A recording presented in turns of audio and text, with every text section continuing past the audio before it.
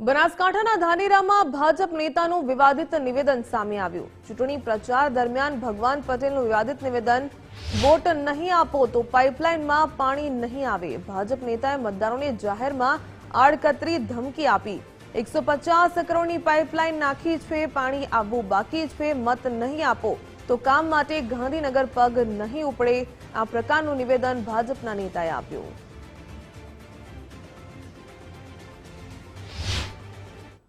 કોમ લઈને જશો તો કેસે સરકાર મારી નથી તો મત મહેરબાની કરીને ન બગાડતા, કોઈની વાતોમાં ના આવતા અને ભરમાવશે, આપણને ભમાવશે, જો સમગ્ર જાતિને ભરમાવશે।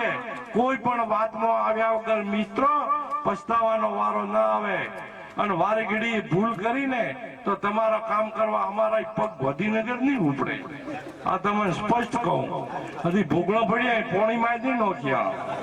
વિચાર કરજો, જો તમારું ભવિષ્ય, તમારી આવનારી પેઢીનું ભવિષ્ય જોતા હો, સુખાકારી તાલુકામાં જોતા હો તો ભારતીય જનતા પાર્ટી સિવાય કોઈનો વિચાર નહીં કરવાનો।